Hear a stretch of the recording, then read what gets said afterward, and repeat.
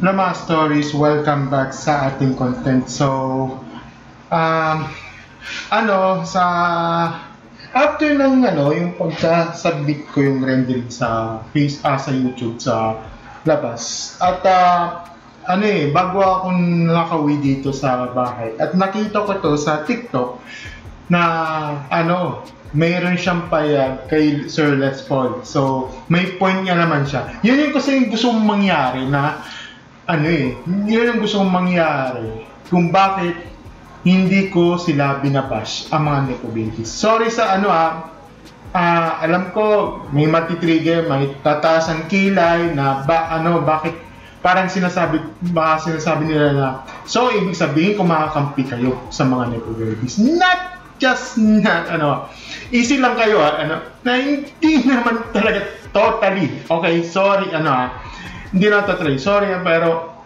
hindi naman ganun yung tinutukoy na porket na kung may ang mga parents nila ay ang isang corrupt ay ibabash nyo ang mga Nepo Babies. Doon na ako na parang nalulungkot. So, yun. At yun ang dapat kailangan nating paliwanagan kung bakit hindi ko sila kung bakit dapat basta-basta kayong ibabash, di ba? Kaya sorry pero yun nga yung thoughts ko kasi nakakalungkot na basta-basta na lang kayo na magde-decide ng pala decision kayo na hindi niyo inaalam. Diba? Kaya nakakalungkot talagang naiintindihan ko naman. So yung na pera ng mga pera ng bayan yun, kaba ng bayan na alam mo yun, diba? Na nawilasta ng ang mga Biskaya, diba? Yung mga Nepo Babies. Hindi naman sa pinagtatanggol ko.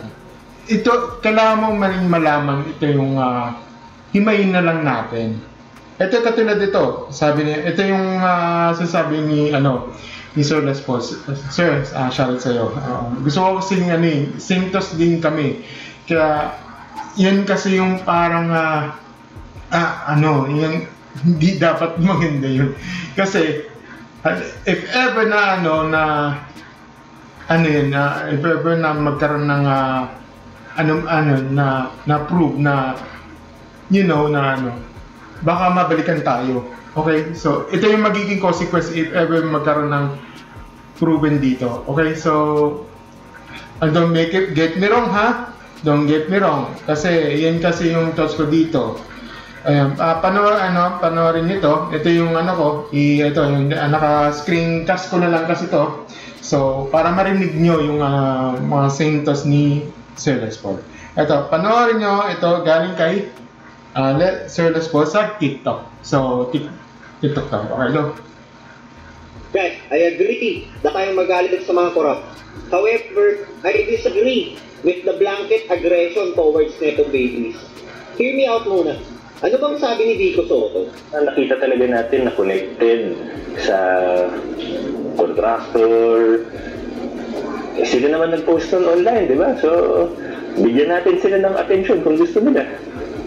Sabi nga, pag nakita na natin connected dun sa mga contractor, ibig sabihin yung mga involved sa flood control project sa field na allegedly corrupt, di ba?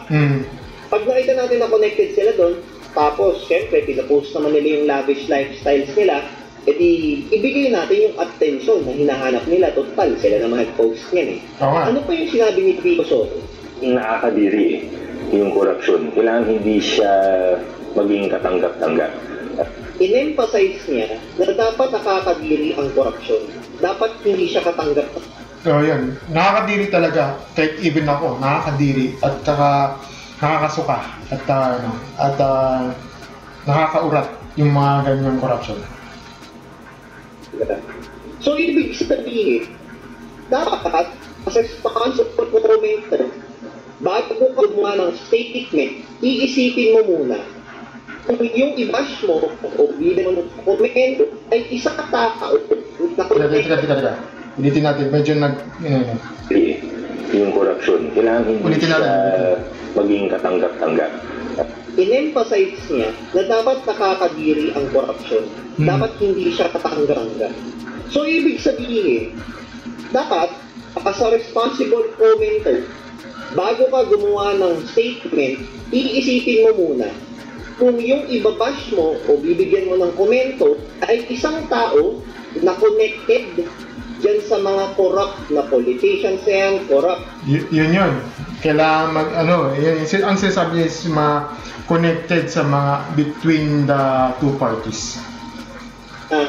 Contractors na yan dahil dapat ipamuka dyan sa mga katangan, whether yung politiko mismo, yung contractor mismo, yung pamilya niya, o sino man nag-benefit sa nakaw na pera na yan, na nakaka-adire ang corruption.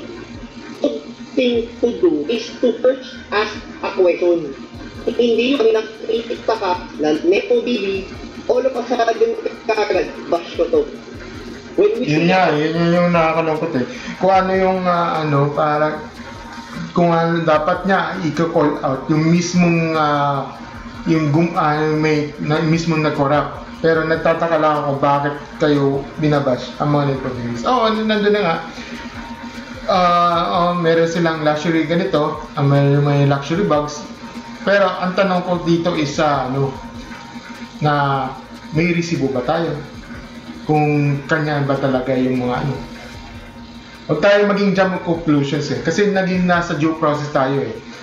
Wala pa nga tayo sa lifestyle check eh. Kaya nawala. Agree. So, ibig sa mga Soto, o yung pamilya niya, o sino man nag-benefit sa nakaw na pera na yan, na nakakadire ang corruption. So, the right thing to do is to first ask a question. Hindi yung pag nakita na Nepo baby, all of a sudden kagad, babash ko. When you see a person is a Nepo baby, agad sabihin mo. Medyo wait lang may kasi, wait lang. Okay, so lang i-off ko na lang kasi hindi kaya ng screen cast. Ulitin. With the blanket aggression towards Nepo babies. Hear me out muna. Ano bang sabi ni Vico Soto? Nakita talaga natin na connected sa contractor. Sila naman nag-post nun online, di ba? So, bigyan natin sila ng atensyon kung gusto nila. Sabi niya, pag nakita natin connected dun sa mga contractor, ibig sabihin yung mga involved sa flood control projects na feel na allegedly corrupt, di ba? Pag nakita natin na connected sila dun, tapos, syempre, pisa-post naman nila yung lavish lifestyles nila, edi ibigay natin yung atensyon na hinahanap nila. Total, sila naman nag-post niyan eh. Ano pa yung sinabi ni Vico Soto? Yung nakakadiri yung corruption. Kailangan hindi siya maging katanggap-tanggap. In-emphasize niya na dapat nakakadiri ang korupsyon. Dapat hindi siya katanggap-tanggap. So, ibig sabihin, dapat, as a responsible commenter, bago ka gumawa ng statement, iisipin mo muna kung yung ibabash mo o bibigyan mo ng komento ay isang tao na connected dyan sa mga corrupt na politicians na yan, corrupt na contractors na yan, dahil dapat ipamuka dyan sa mga taong yan, whether yung politiko mismo, yung contractor mismo, o yung pamilya niya, o kung sino man nag-benefit dyan sa nakaw na pera na yan, na nakakadire ang korupsyon. So the right thing to do is to first ask a question.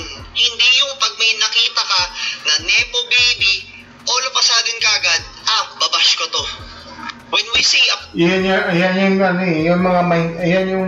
yung sinasabi ko eh. Wait. Ay-off ko na yung ilaw doon. Yan yung sinasabi ko eh na porket na Nepo babies, babash mo na. Katulad ng yung sinasabi ko, sino? Nagulat na nga ako eh. Na-deactivate na-deactivate si Emma Atienza. Di ba yung anak ni Kim Atienza Battle? Kasi meron silang lolo na si Lito Atienza. Ngayon, binabash nyo na walang kaalam-alam. Wala siyang kaalam-alam na na binabash nyo. Ang ending, dinactivate niya. Diba? Kasi, yun kasi yung problema kasi dito na na porket na kung nepo-base niya, ibabash nyo na agad. Yan yung toxic mentality ng sinasabi mo. Okay! Teka lang So, may mga magko-comment dyan. May mga magko-comment dyan. So, ikaw, nepo-babies ka rin? Prove it. Okay? Ang sasabihin ko is, you must prove it. Kung sino yung tinutukoy mong, kung if ever na nepo babies ako. Sige nga, di ba?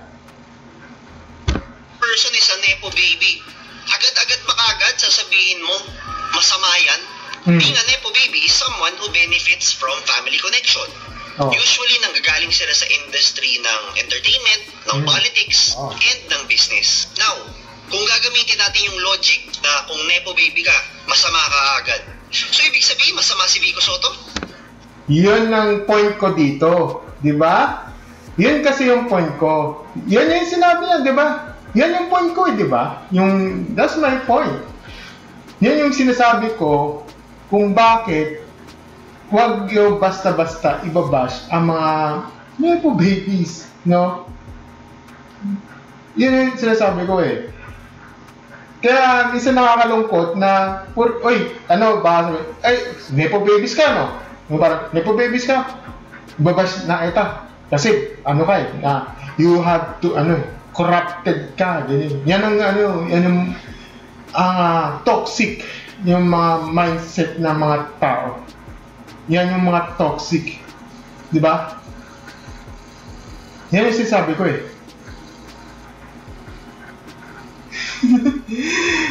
Yeah, di ba? Kaya minsan, okay. So, kaano mo do si, itong konseral. Nepo babies ka rin, no? Paganinin na ako. For your information, wala kaming kinalaman doon. Okay? Wala akong kinalaman doon. Hindi ko nga kaano-ano yan eh. Sino ba yun? Ayaw ko kasi magbanggit kasi, alam mo na. Kaya yan. Yan ang nakakalungkot isipin eh. Porket na nepo babies nandun na tayo sa nakaban ng bayan. Oo, nandun na tayo. Pero wag nating i-jump yung conclusion kung na porket na nepo babies ibabash nyo. Oo, nandun na tayo. Yun kasi yung nuances sinasabi namin eh. Di ba? Nepo baby yun? Oo. Siyempre hindi, kasi kita mo naman yung track record, di ba? Oo.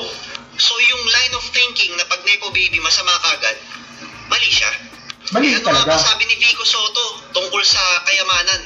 Wala naman masama maging mayaman kung galing yan sa maayos na paraan. Kung pinaghirapan yan, kung pinaghirapan mo o pinaghirapan ng pamilya mo yan. So, ibig sabihin, walang masama na maging mayaman o maging nepo baby for as long as malinis kinita ang pera. Oh. Kaya nga, eto na. Dito na papasok yung gusto kong ituro for tonight. We should ask the right questions before formulating a comment.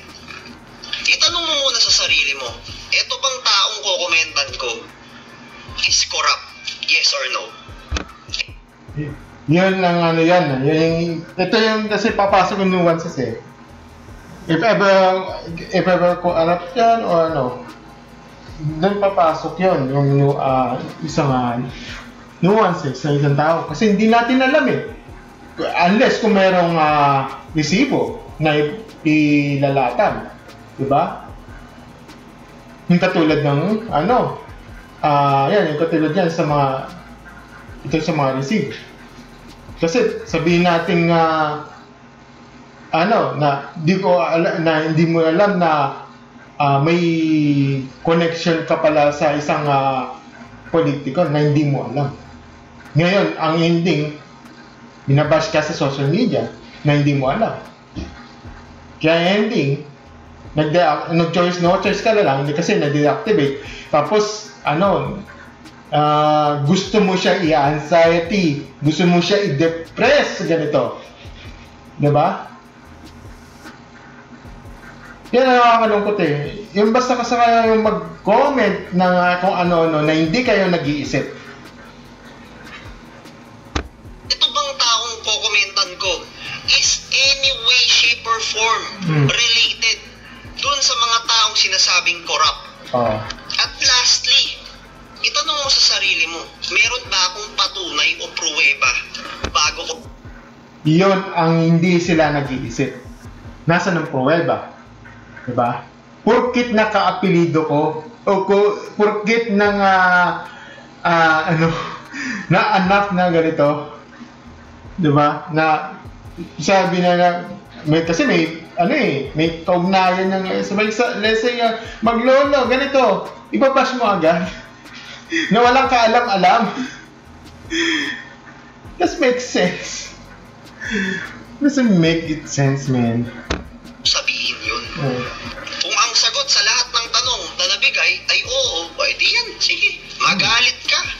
I-express mo kung gaano nakakadiri ang korupsyon. Kung gaano nakakadiri na masyado siya nagmamalaki sa lifestyle niya, yung pala galing sa nakaw.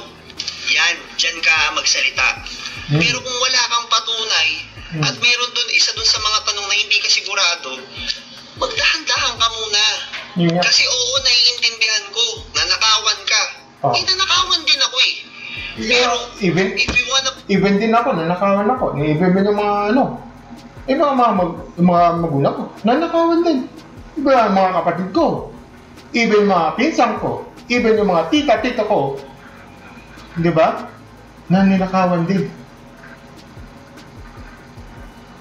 Even yung mga katrabaho ko, even mga dati ko nga klase, even mga kaklase nyo, ninakawan din yan, lahat tayo. Progress in being a more sound society, we have to ask the critical questions. Ngayon, kung ang rebuttal sa akin, sasabihin, lahat naman yan corrupt, what's the purpose of asking that question? Ay, kung lahat pala corrupt, ba't ba tayo bumoboto pag eleksyon? Diba, ba't ko pa pinag-iisipan kung sino yung boboto ko? Di dapat si Rastaman na lang binoto ko kung ganun. So, yun nga yung nakakalungkot Ito na yun parang minsan kasi yun nga sinasabi ko kaya huwag tayong umaasa sa mga yung mga SWS, yung mga survey. Huwag tayong magdadalas. You have to fact check. Diba? Ayan, katulad nyon, meron ng resibo yung isang news sa social media na yung pala, tumakbo pala ng mayor ng Pasig. Di ba? Nalaman nyo? Di nyo alam, no?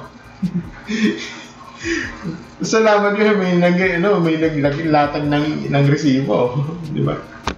To end this video, hindi ko kayo pinipigilan magsalita. Magsalita kayo. Okay yan. I-express yung disdain nyo that you abhor corruption. Diba? Kasuklam-suklam. Nakakadiri. Pero kasabay nun, kailangan nating mag-isip muna ng kritikal. Ayusin natin yung mga tanong muna. Tapos sagutin natin yung mga tanong na yun bago tayo gumawa ng judgment. Bago tayo gumawa ng komento. Guys. Yun ang yan, the bottom line dyan is think before you comment. Diba? Think before you comment. Sabihin, nagmamagaling ako. Lahat naman tayo nagbabayad Lahat naman tayo taxpayer. Kung may trabaho man yan o wala, nagbabayad na rin tayo. Monthly nga diba? May tax, kuryente, tubig, internet, even sa Netflix, may tax na, YouTube,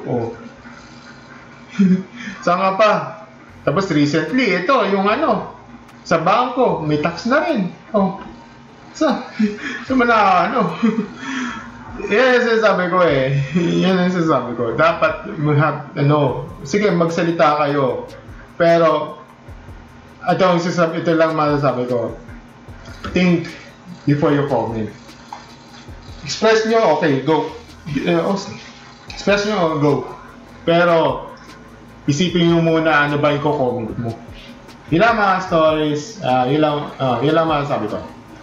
Have a great stories.